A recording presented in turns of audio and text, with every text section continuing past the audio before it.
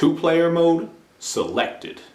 What's up everybody? It's Luke James, not the singer. If you're an indie artist looking for an album review and some promo, you can hit up Luke at redmattersite.com. And today I'm going to be reviewing this ScHoolboy Q album, the Blank Face LP, and I brought Granddad Wooly along to help me out. He runs a really dope channel where he reviews everything from food to video games, movies, music, and beyond, so I'll post all his links in the info box and also at the top of the comments section. And I know sometimes people don't like these collaboration reviews. I get it. The audio and the visuals aren't really up to snuff compared to when we're just doing our solo things, but it's fun to do these sometimes. It brings the community together. It brings our respective fan bases together, and it's just fun to mix it up sometimes. So I hope you guys appreciate this one. We went quite in depth. We talked about every song, things we liked and didn't like, and we had a lot of laughs as well. So enjoy this one. Let us know what you think in the comments section, and here we go. All right, boys and girls, here we are. It's me, Luke James. We got Granddad Wooly here, and we're going to talk about ScHoolboy Q's album that just came out, the Blank Face LP. So right away, Granddad, you can kick it off. What are your initial thoughts and feelings about this album? You know what? I gotta say, the Blank Face LP, I was hyped for the joint. First of all, like I wasn't really a ScHoolboy Q dude when TDE came out. ScHoolboy Q was the last cat that I was like, yo, I'm fucking with this dude. He didn't really get me interested until Oxymoron, because like that's when I really started to get a little bit of a hype for Q. And then the features he was doing made me like super hype, and then Groovy Tony and all that stuff dropped. So I was really excited to hear this album. And then when I got the shit, it wasn't all that I expected. I was a little let down by it overall. I mean, I thought the production was dope on here, a lot of cool production, but I just think that it was missing something. For some reason, I couldn't like really latch on or sink my teeth into this album. And I think it's because it just was missing something, and I had to listen to it a lot. At first, when I heard it, I thought it was cool. It grew on me a little bit as with more listens and stuff like that. But at the end of it, I was still like, it's still missing something. Like I was expecting this to be Q's like To Pimp a Butterfly, and it really wasn't. He was like, he improved from Oxymoron, but not enough for me. I guess my expectation was real fucking high for this shit. I kind of got disappointed, but there was still some good moments on this album. But I mean, that's what I gotta say overall. But you know, like, what do you think about it? This is going to be one of those reviews where people get annoyed because we're doing a collaboration. And so far, man, I completely agree with you, man. Like people like it when there's arguing and debating and shit, but I felt the same way, except one thing that is a little different is even going into this one, I wasn't too excited about ScHoolboy Q. I think he's a dope artist. I think when it comes to gangsta music, he's one of the best to do it out there right now as far as the newer artists. But as I listened through this album, there just wasn't anything that really made me connect to it. Like you said, I found the production to be fire, except for on that Big Body song. Oh my Lord. Big Body. He wasted the dog pound. Like, you know, Tyler the Creator made that beat, and I was like so mad. I was like, really, Tyler? Like, for real, that's what you made? But I ain't even gonna get into that shit. But yeah, that song was woo.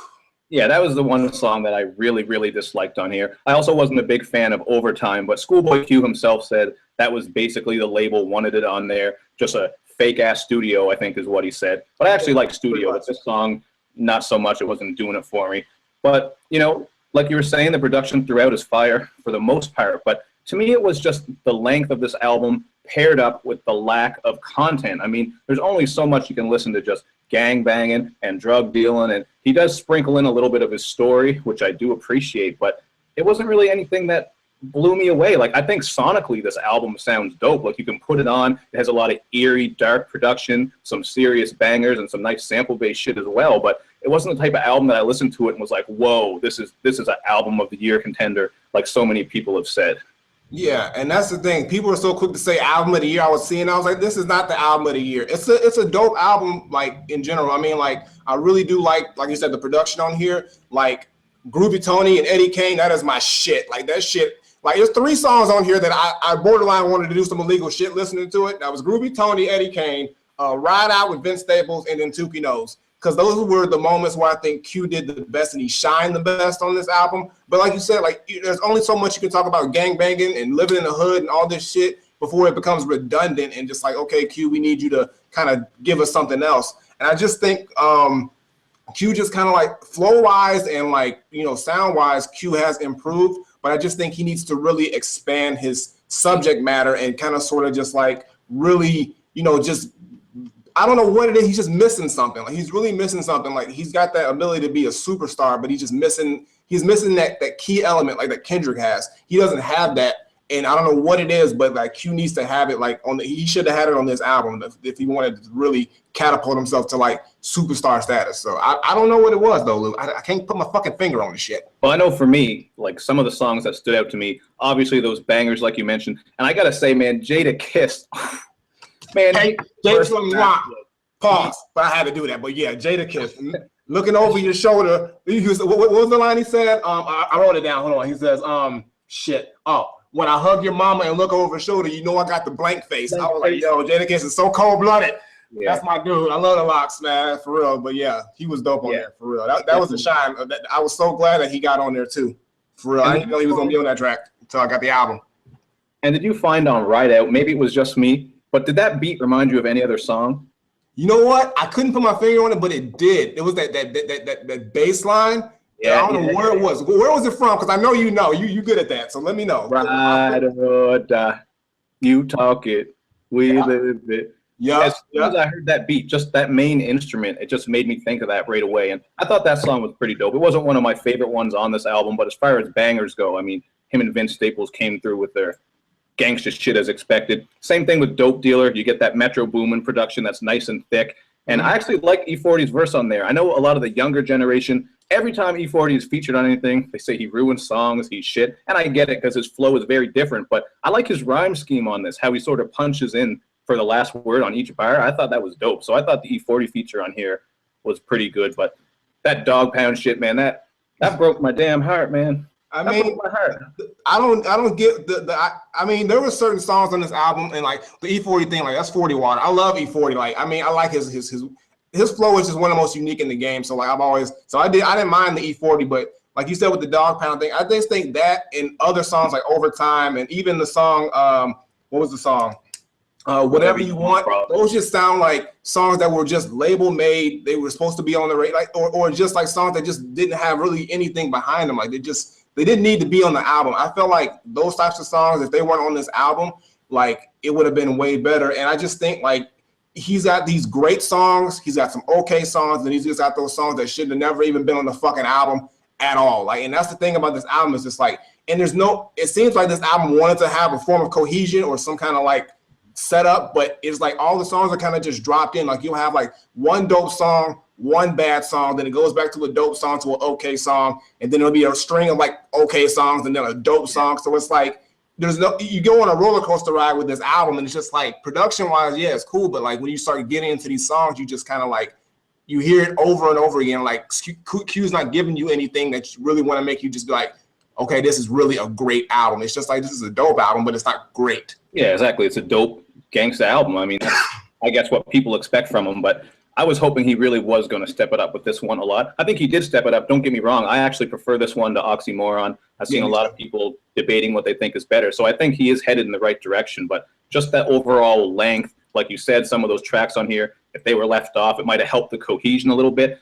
And I also found it was kind of a weird choice when they had Lord Have Mercy right as the second song. That one that was only like, it wasn't even 2 minutes. And then you got Swizz Beatz on there. And man, I got a lot of love for Swizz for like his older work, but whenever I see him featured, I I know exactly what I'm gonna get. You're gonna get a hook where he goes like this. But you know that's the thing. Like when you get a Swizz Beatz hook, and when you get a Swizz Beatz beat, it's guaranteed you're gonna get a Swizz Beatz hook. Like I think it's in his contract or some shit. Because every song that Swizz Beatz produced, that nigga is on that song. It ain't no choice. He's like the Diddy of production. Like for real, he's gonna be on there no matter what. Gonna be all in your song, but actually I didn't mind Lord Have Mercy on that, him on there. I mean, the last part I did, you say I was unwanted, man. He could have showed that shit. I get that. But the beginning was okay.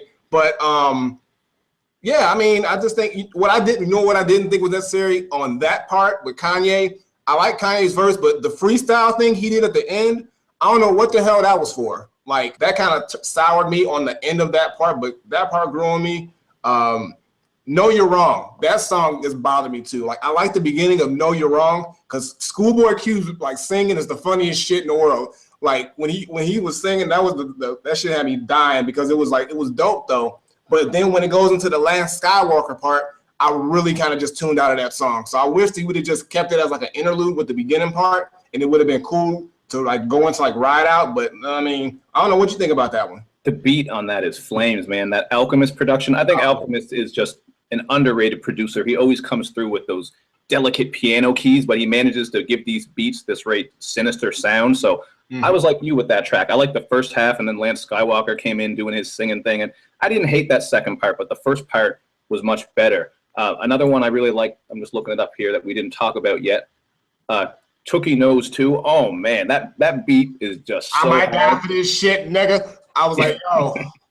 And just the song structure too. I like that it's just verse after verse after verse, all bars. And that second verse, man, who was that? I think it was Traffic. That dude is dope. That dude, Traffic. Yeah, I like that reckless style he had, man. He brought a lot of aggression. That was actually one of my favorite beats on here. I also liked By Any Means. That one is just so wavy. It kind of has that late night creep vibe to it. And you got Kendrick on there on the hook. So that was another favorite. And Neva Changed, man. That shit was strong, powerful song, especially with what's going on right now. That song is like perfect timing, and like SZA's hook on it. I love SZA. Like SZA is so dope. I can't wait till SZA drops like an official album. But like she killed this hook, like on there. Like she just like brought it, and then let's like cue subject matter, like just pretty much everything that's happening right now. Like he just hits that, and also with the hood thing, that was pretty much. I guess it was considered like the social commentary song. Well, that and Black Thoughts. But Never Changed more so than that, because that was one of my favorites on there too. I really just like the whole presentation of it, production wise, subject wise, SZA's part. It just was like a standout. I was like, it was really one of those songs that really left an impact on me out of the whole album. Definitely, and that's a perfect example of why I think when he brings this content, it's a little more interesting. Just the way he talks about the negative cycles that go on in certain communities and how people can't escape. And he has one line where he says something about you're 30, you're still at home, you're still not about shit. Like. That was a deep track. It was a relatable one. I'm just trying to see if there's a song here we missed that we didn't touch on, because you know how it goes. We don't talk about a certain song. People in the comment section. One song I want to hit on, John Muir. That song is one of my favorites too. The beat on there is crazy, but the funny part, like for those who don't know, we're about to get real nerdish. John Muir is like an environmentalist. He's like a big time like Scottish environmentalist. And at first I was like, why the hell would ScHoolboy Q name that song John Muir? And as I was listening to it, he was pretty much talking that he was a product of his environment that he grew up in. So when I got that, I was like, yo, that's kind of fucking dope, because he's talking about his environment. And I was like, okay, I get it. And then he had a line on there that was like, ain't no biggie when you small, nigga rob and give me the loot. I was like, okay, Q, I fuck with you now. That was dope, because like they give me the loot line. I was like, all right, I like it. So that was one of my favorites on there. He just paints a good picture, and like, I mean, just like the way he flipped that John Muir reference in a way that most people wouldn't even get. I think he was just real dope. So what did you think about that song? Yeah, see, I didn't know all that, so that gives it a whole new meaning, and I get a whole new appreciation for that track. But the whole time I was listening to it, I'm just like, Freddie Gibbs would kill this shit. Or Ghostface Killer. Just that Adrian Young production. I could just picture either of them being on there. Just would have made it a bit better for me. It wasn't one of my favorite tracks, but I did like that production. Obviously, I thought it was dope. Of course, there's Straight Ballin' on here as well. I didn't have too much to say. Straight Ballin' like a bitch. Yeah, that was just kind of a generic banger, but I like that hook, man. That Jesse Rankins from Watch the Duck, the guy that's singing on there, I've heard him on a couple other songs. I think he's got a very unique style, so I liked what he brought to the project. And obviously, anyone who knows me knows how much I love the music Anderson .Paak makes, so I like his features on here as well, including on Blank Face. But that one kind of felt like an Anderson .Paak song featuring ScHoolboy Q, because he only had like a very small part on it. You just read my fucking mind. Now, here's the thing. I like Anderson .Paak too, but I think I'm getting over. Anderson .Paak is on like every fucking album I've listened to in the past like 2 months. Oh, Lord. He's on like every damn album. And like, I love Anderson .Paak style, but I think I'm just getting Anderson .Paak overload. But like, yeah, in that song, it did seem like Anderson .Paak featuring ScHoolboy Q. And for it to be the title track, I felt underwhelmed with it. I just felt like it should have been something a lot better. Especially you got Anderson .Paak and ScHoolboy Q. I think they could have came together and made a way doper song than that. I mean, I didn't hate it, but I didn't like love it. So it was just like, it was an okay song, but I just think it's because like I'm Anderson popped out, and then the fact that it just didn't seem like ScHoolboy Q, it was his song. It seemed like Anderson .Paak gave him that song that was like a Malibu throwaway, and then he's like, yeah, let's just throw it on your album or something, you know? Even the production on that one, I found, you ever listen to a beat and you're like, oh, this shit is gonna drop. Yeah. Oh, another. And it never did. It's going to build up. I was like, "Where's the bass and where's the drums in this motherfucker?" It was none. It was just that bass line. It was a nice bass line, but I'm like, it leaves you wanting more. Yeah, and I agree. I like the Pac feature, but it wasn't a track that I listed as one of my favorites because of that production. But I think the reason I like Anderson .Paak's verse is just how he touches on how you change so much after the age of 25, especially if you start having kids, you're out on your own. Like, that's sort of the age where a lot of people realize, like, shit, I got to get my shit together. That's half of 50. Right. You know, 4 more 25s, there you go. You had 100. So, you know, I liked his, what was the line he had? I actually wrote it down here. He says, my baby don't want no toys. She want me there. I trade the noise for a piece of divine. Like, just lines like that really stuck with me. Just some grown man shit. So I like what he brought on that one. And obviously he was on Torch as well on the intro. And that was sort of an interesting way to start the album with the electric guitars and shit, but it wasn't a favorite. I didn't like it. I was like, this is the way you're going to start off this album. Because I was like, okay, the name of the song is Torch, so I'm thinking this song going to be fire. Like, I mean, Torch fire. So I'm like, okay. And then when I hear it, I'm like, okay, the beat, I was just like, okay, like what? I didn't like it. I felt like it needed more, something added to it. That doom, doom, doom, doom, that bass line. It kind of bothered me that was the meat of the beat. And I was like, that's pretty much all that it is. And then I just felt like I really didn't get into the song until actually the album till Lord Have Mercy came in. And that's when I really felt like, okay, we're getting into something now. We're getting towards something. But like Torch just felt like for an intro track, for an album, it didn't do what it was supposed to do. It was supposed to set the tone. I don't think it set the tone for the album. I don't think the album really started to kick off until that part. When that part comes in, then I feel like we get a sense of, okay, where this album's going to start going. Mm-hmm. So overall, I think we covered pretty much every track now. What was the final thing you would say about this album, and what would you rate it?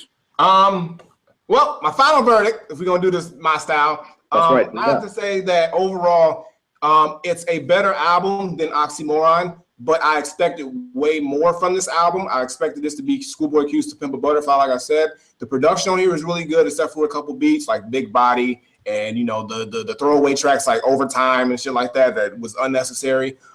Q has gotten better flow-wise and style-wise, but I just think he needs to get better on spreading out his content and his subject matter. And overall, I just think it's like a dope gangsta album, but it won't be like a critically acclaimed album. It's not going to be an album that we're going to be talking about for years. And unfortunately, it fell flat. So, but I did enjoy the album. There's definitely some songs on here that I really, really like. So, I mean, I got to say, for me, I'm going to give it a very highly Granddad recommended. Not the Granddad approved, but a very highly Granddad recommended. For me, I got to say sort of a similar thing, man. It was the length for me. The length with that lack of content is what hurt it for me. You know, if he could have shaved some of these songs off, it could have been a borderline classic, or it could have been a lot better without some of these songs. I keep coming back to Big Body, man. I can't get over how bad. You can't stand that fucking song. I know it. I can tell on your face. You're like, man, fuck Big Body and all them niggas on it, but I love the Dog Pound. It just sounds like some shit for like Sega Master System. You're fighting Dr. Robotnik or some shit. Hey man, Sonic was the shit back in the day though, for real. So I'll fuck with Sonic. It was, but that beat was not. It sounded like some outdated video game music. I don't know what Tyler the Creator was doing, but I don't know. Some people loved it, but overall for me, I'm feeling this at about a 3.5 out of 5. I think it is a solid album. There's a good handful of songs on here that I really like, but it's not one that after hearing it, I thought, you know what, this is going to be in my top 10. I didn't really get that feel from it. There's been a lot of good projects this year, and you know, we still got a lot of months to go. So I think this is a great album. It's worth checking out. As far as gangster music, it's dope, but there's not really too much more that I can say about it. Any final thoughts after what you said, or are you good? Schoolboy Q, look, bro, you did a good job, but do better next time. Like, I want a classic out of Q. And now I don't know. I'm waiting for what's the other motherfucker from TDE who ain't dropped shit in forever? What's his name? I can't remember. Isaiah Rashad. Yeah, when that nigga dropping? That's what I want to know. Isaiah Rashad better be next. Like, all right, it's cool. We got all this stuff, but I'm waiting for Isaiah Rashad's album. So, but yeah, Q, you did cool, but I want better. So next album's got to be like a classic. Like, there's no, and he better go start doing some extra shit. He better go start living with some other people and get some more subject matter. Because if he don't get out that goddamn hood, we gonna get Blank Face Part 2. And we all gonna be fucking mad.